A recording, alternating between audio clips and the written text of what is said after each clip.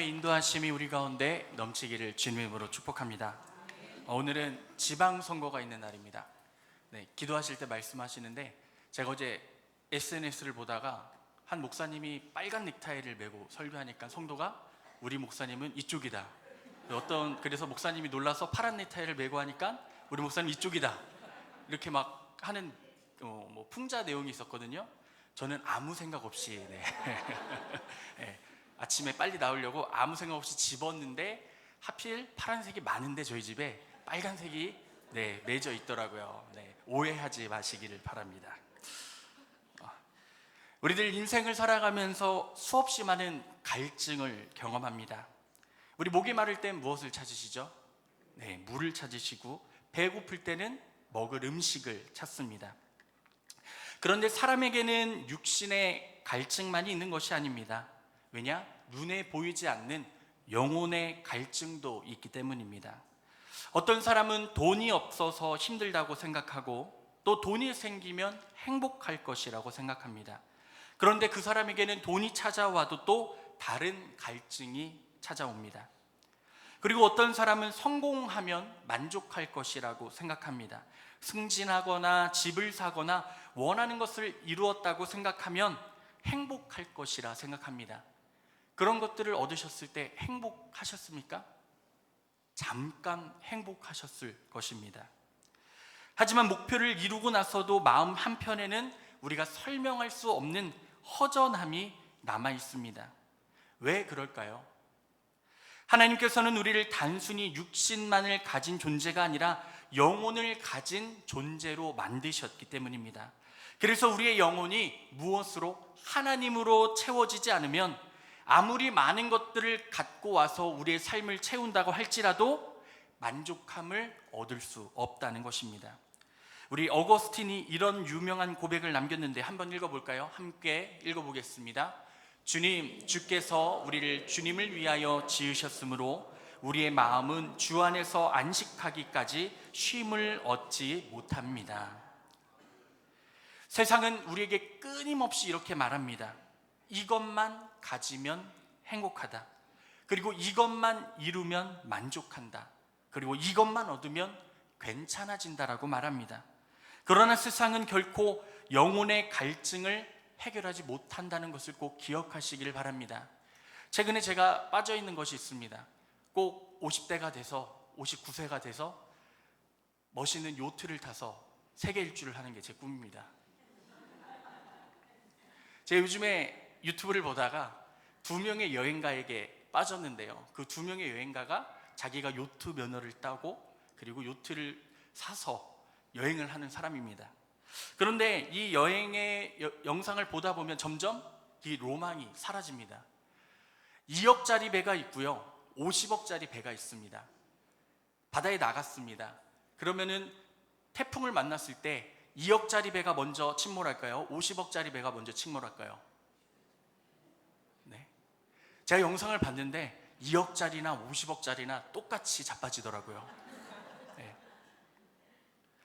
그러면서 2억짜리의 요트와 50억짜리 요트를 비교해서 보여주는데 아무리 좋은 시설을 갖고 있어도, 아무리 좋은 모터를 갖고 있어도, 엔진을 갖고 있어도 자연의 순리 안에선 쉼이 없다는 것을 적나라하게 보여주더라고요.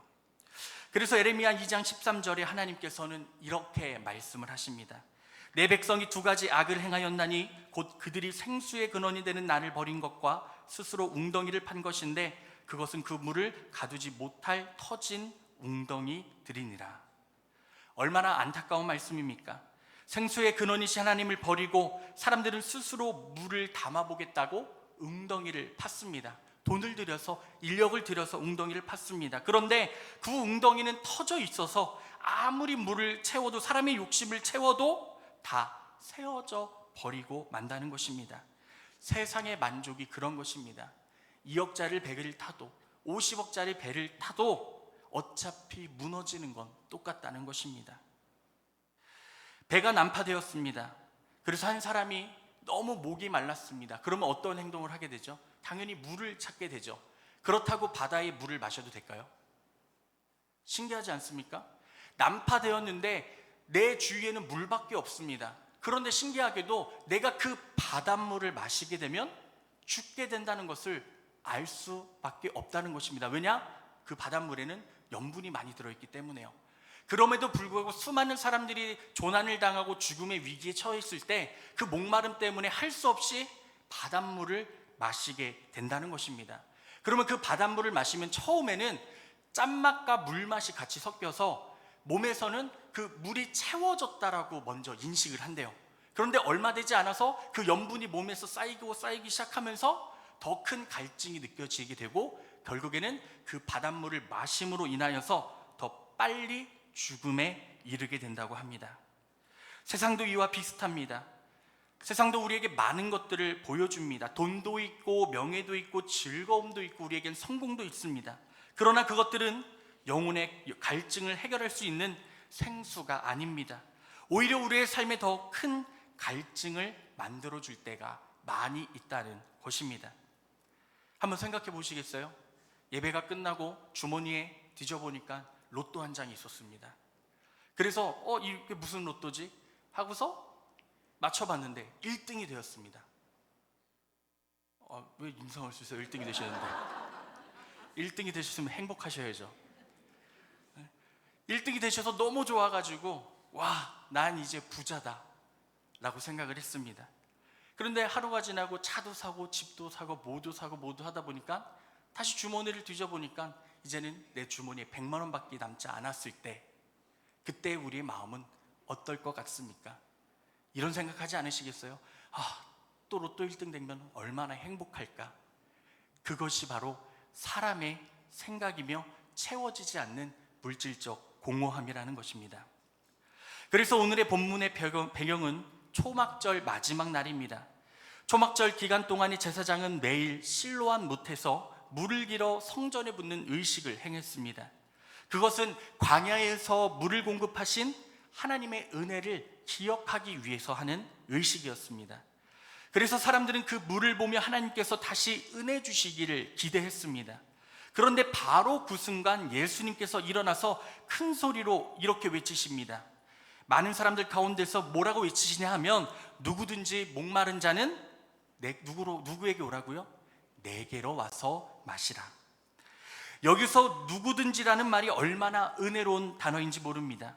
예수님께서는 목사만 오라는 것이 아닙니다. 장로만 오라는 것도 아니며 신앙생활을 잘한 사람들만 오라는 것이 아닙니다. 실패한 사람도, 상처받은 사람도, 그리고 죄 가운데 있는 사람도, 지친 사람도, 눈물을 흘리는 사람도, 육신에 어려움이 있는 사람들도 하나님께서는 누구든지 목마르거든 내게 오라고 초청하고 계시는 겁니다.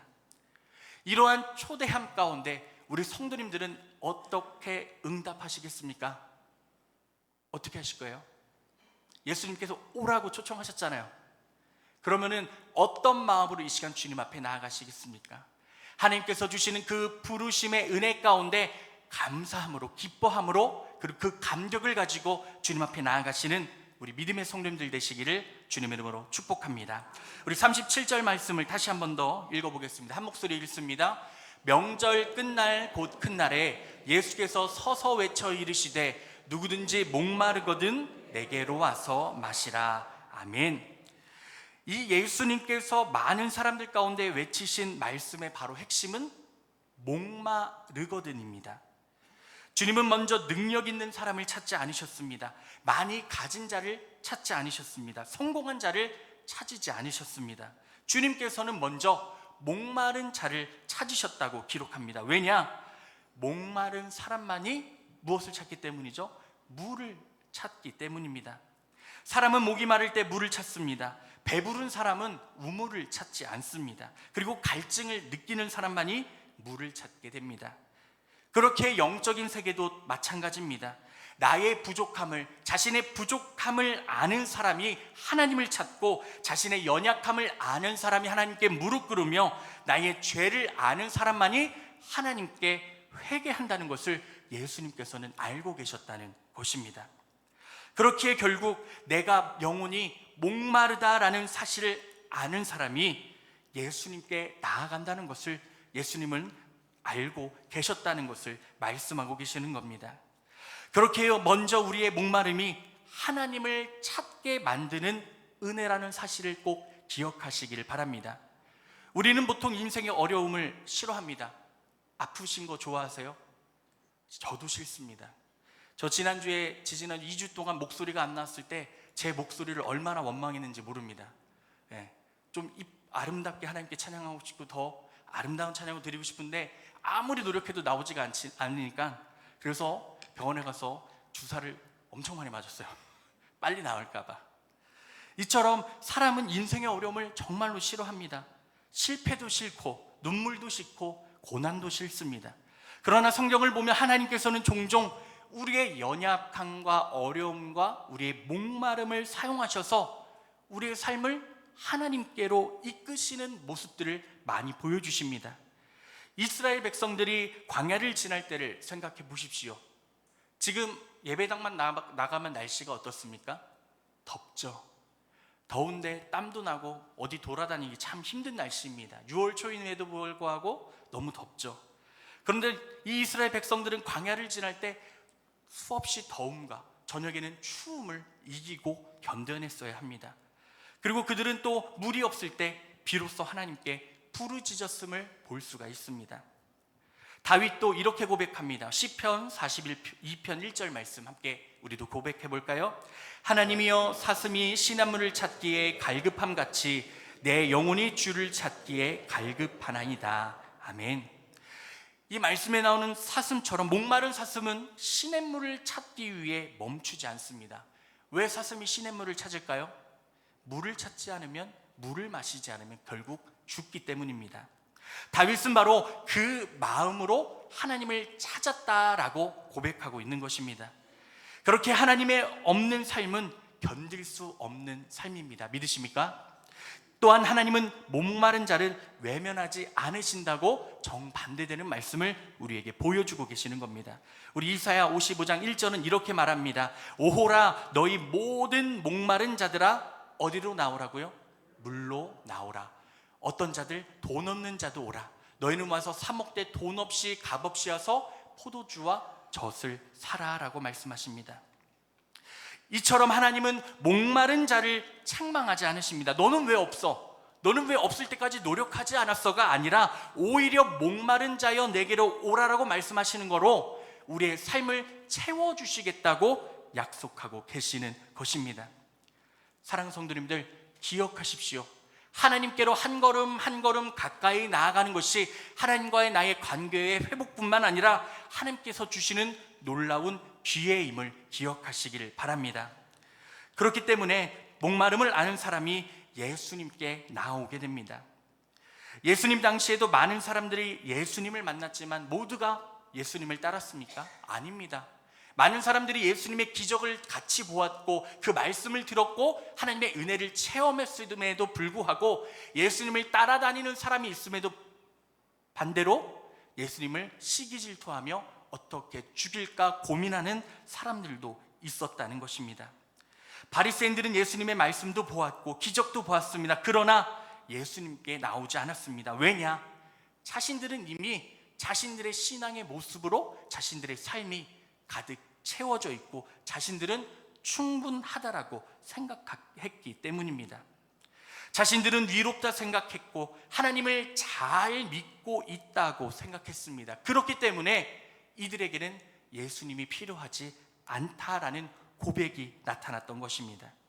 반면에 정반대인 사람들이 있습니다. 누굽니까? 세리와 죄인들이었습니다. 그들은 그들 자신의 부족함을 알았습니다. 그리고 자신의 죄를 알았습니다. 자신의 연약함을 알았습니다. 그래서 누구에게로 나옵니까? 예수님께로 나왔습니다. 누가복음 5장 31절과 32절에 보면은 건강한 자에게는 의사가 쓸데없고 병든 자에게야 쓸데있나니 내가 의인을 부르러 온 것이 아니요 죄인을 불러 회개시키러 왔노라고 말씀하십니다. 병든 사람이 의사를 찾듯 영혼이 갈급한 사람이 예수님을 찾는 것입니다. 사랑하는 성도님들, 혹시 어려우십니까? 어렵지 않으신 분만 손을 들어 주십시오. 혹시 마음의 연약함과 육신의 어려움, 가정의 불화와 가정의 어려움, 자녀의 문제들, 그 모든 것들을 가지고 계시다면 하나님께 맡기시길 바랍니다. 낙심하지 마시기 바랍니다. 하나님이 멀게 느껴지는 것이 아니라 지금도 하나님은 우리와 함께 하셔서 우리의 목마름을 채워주시려고 하신다는 것을 기억하실 때 외면하지 않으시는 하나님께서 우리에게 거룩한 갈급함을 허락하여 주시고 하나님께 가까이 나아가 회복시켜 주신 은혜가 충만하게 나타날 줄로 믿습니다. 그 은혜가 우리 모든 성도들 가운데 채워지시기를 주님의 이름으로 축원합니다. 다시 37절을 보면은 또 이렇게 고백합니다. 누구든지 목마르거든 내게로 와서 마시라. 세상은 자신의 길만이 옳다고 느낍니다. 그렇죠? 지금도 선거가 진행되고 있잖아요. 선거가 진행되면은 항상 두 가지 편으로 나눠져 있습니다. 근데 이게 우리나라만의 특징이 아니라 전 세계 모든 정치인들의 특징이더라고요. 두 가지로 나눠져 있는 거. 보면은 항상 서로의 내용이 거의 다릅니다. 그리고 서로의 내용이 맞다고 외칩니다. 현재 최근에 MBC에서 이러한 다큐멘터리를 방영한 적이 있어요. 혹시 탕명환 소장님이라고 아세요? 아시죠? 네. 이단을 평생 연구하시다가 이단의 테러에 당하셔서 소천하신 목사님이시거든요. 그래서 이단 연구에 탁월하셨고 그리고 그 당시에 8, 90년도에 많은 이단들을 내려놓게 하시고 그리고 그에 힘쓰셨던 목사님입니다. 그래서 이분의 서사를 보면은 심지어는 뭐 신천지에도 성도로 들어가셔서 막 활동을 또 하셨었고 그리고 많은 이단에 또 성도로 들어가셔서 그 공동체를 무너뜨리시려고 하시다가 결국엔 이것에 앙심을 품은 이단의 손에 칼을 맞으셔가지고 소천하셨거든요. 그래서 이 영상을 보는데 내내 그 이단들이 주장하는 주장이 있습니다. 뭔지 아세요? 내가 하나님이고 내가 진리고 내가 길이다. 다를 게 없더라고요. 모든 이단들이 대부분이 내가 진실이고 내가 진실이다. 결국에 이 소장님을 암살한 그 사람도 자기가 섬기고 있는 그 이단의 교주가 너가 그 사람을 죽이면 너는 1등으로 천국에 가서 하나님 옆에 앉을 수 있다 라고 얘기를 했대요. 그리고 죽이고 나서 얼마 되지 않아 풀릴 것이니까 미국으로 네가 넘어오면 미국도 어떻게 가는 줄 아세요? 비행기를 타고 싼 값으로 어디까지 가가지고 큰 강을 3일 동안인가 2일 동안 뭐 어떻게 해서 헤엄을 쳐서 갔대요. 그 목사를 만나기 위해서. 그렇게까지 해서 만나서 갔는데 결국 그 사람에게 돌아온 게 뭔지 아십니까? 배신이었습니다. 자기가 그 소장님을 죽이고 깜빵 생활도 하고 그렇게 고난을 받았는데 결국 돌아온 건 돈 몇 푼과 배신이었다. 그런 이야기가 나오더라고요. 그러면서 얘기하죠. 내가 믿은 그 사람은 진리가 아니다. 세상에 수많은 이단들이 있습니다. 지금도 그 이단들이 저희 교회에도 편지가 와요. 만수교회에서. 신천지 만수교회. 되게 많이 와요. 가끔씩 모르고 뜯어보면은 안녕하세요 목사님, 뭐 목사님이 믿는 하나님은 거짓입니다. 예수님은 거짓입니다. 뭐 그렇게 나와요. 교인들 제대로 가르치라고. 왜입니까? 그들이 생각하는 그 이념과 잣대 안에서 그것이 진실로 보이기 때문입니다. 자신들이 생각하는 것이 옳다고 생각하고 있기 때문입니다. 사랑하는 성도님들, 우리가 생각하고 있는 우리의 이기심과 옳음을 하나님 앞에 한번 내려놓아 보시기를 소망합니다. 우리들도 가끔 신앙생활을 할 때 그럴 때가 있습니다. 교회에 하나님이 주시는 그 사명을 감당할 때 내가 하는 행동이 옳다고 생각할 때가 있습니다. 그리고 내가 하는 모습들이 사역이 옳다고 생각할 때가 있다는 것입니다. 그런데 그러다 보면은 어느 순간 내가 점점점 무너지고 있고 내가 넘어지고 있고 어느 순간 교회에 나오지 않고 하나님을 찬양하지 않고 예배하지 않을 때가 있다는 것입니다. 그때 다시 한번 돌아보십시오. 내가 진정 나의 뜻과 하나님의 뜻을 구별하고 있는지. 그래서 예수님께서는 이렇게 말씀하십니다. 누구든지 내게로 와라. 아멘. 그런데 예수님은 교회로 오라고 말씀하지 않으셨습니다. 성전으로 오라고 말씀하지 않으십니다. 그리고 종교로 오라고 말씀하지 않으십니다. 분명하게 이렇게 말씀하십니다. 누구요? 예수님께로 오라고 말씀하십니다.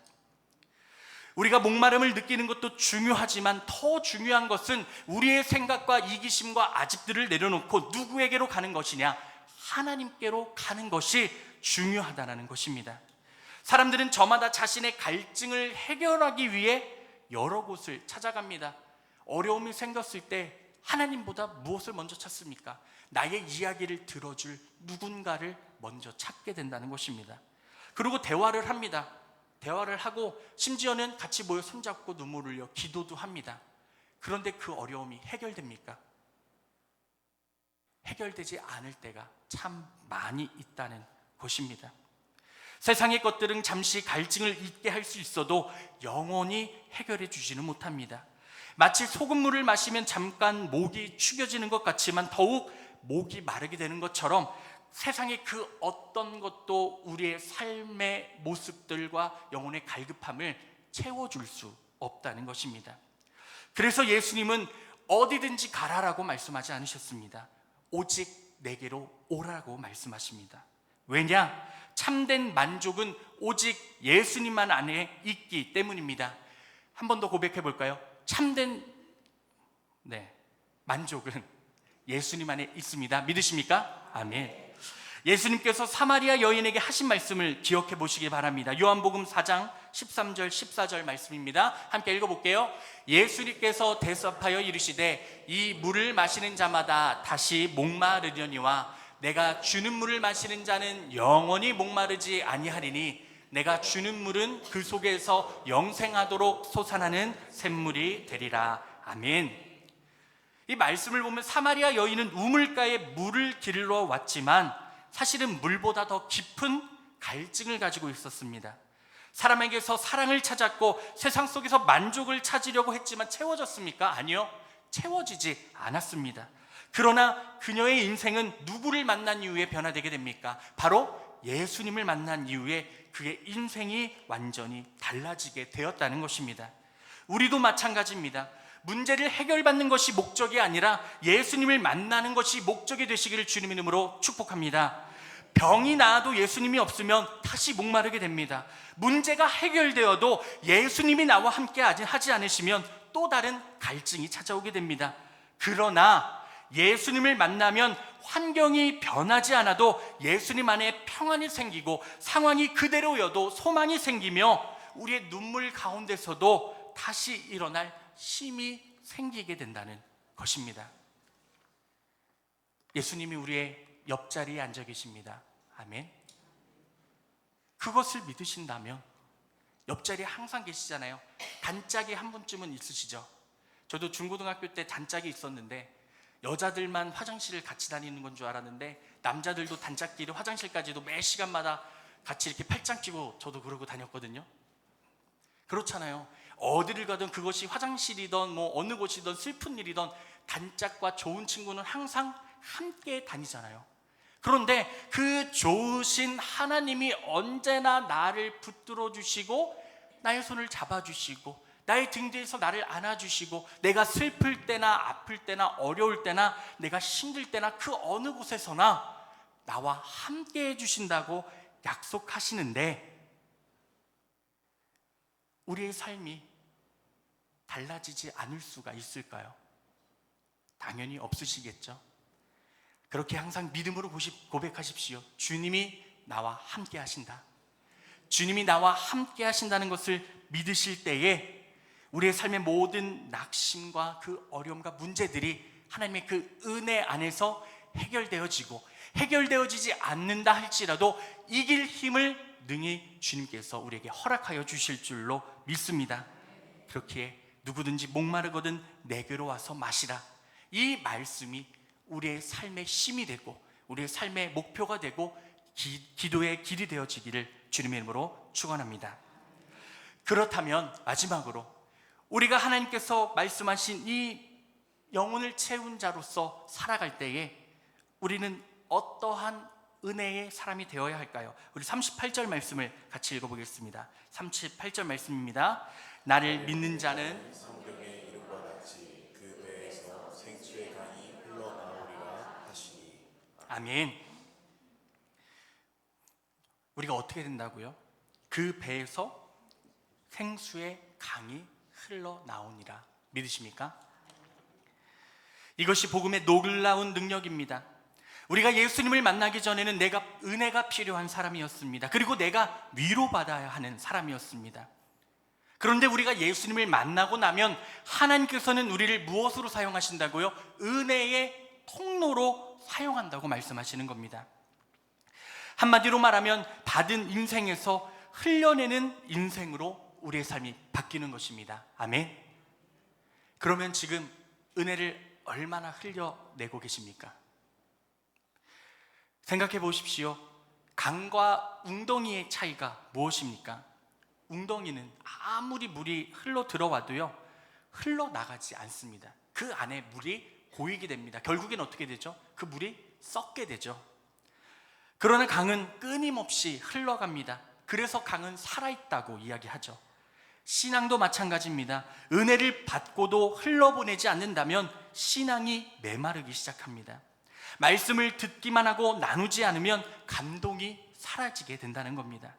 사랑을 받기만 하고 사랑하지 않으면 은혜가 식어집니다. 그러나 받은 은혜를 흘려보내기 시작하면 하나님께서는 그 흘려보내는 은혜 가운데 더 큰 은혜를 우리에게 채워주십니다. 그래서 하나님께서는 우리를 저수지가 아니라 강이라고 부르셨습니다. 은혜가 머무는 사람이 아니라 은혜가 흐르는 사람이 되라고 명령하고 계시는 겁니다. 그래서 예수님께서 말씀하신 생수의 강은 단순히 좋은 성품이나 긍정적인 마음을 말하는 것이 아닙니다. 39절에 보면 그 생수는 성령님을 가리킨다고 말씀합니다. 그리고 성령께서 우리 안에 거하실 때 우리 안에 삶의 변화가 일어납니다. 어떠한 변화가 일어날까요?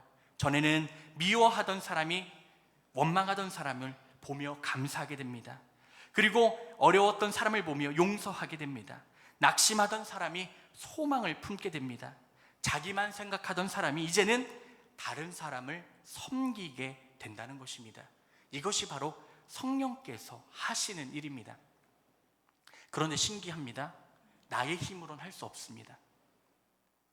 나의 힘으로 하려고 노력해도 되지 않을 때가 참 많이 있습니다. 그렇죠? 하지만 이 일을 누가 하신다고 말씀하십니까? 성령께서 하신다고 말씀하십니다. 그렇다면 질문 하나 할까요? 성령님께서 함께 하시는데 못 하시겠습니까?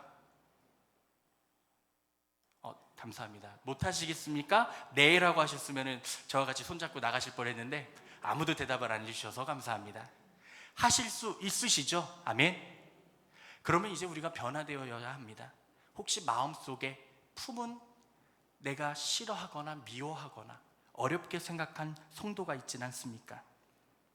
내가 용서하지 못한 사람이 있지는 않습니까? 혹시 우리의 모임 안에, 우리의 공동체 안에 조금 걸끄럽고 그리고 조금 어려운 사람이 있지는 않습니까?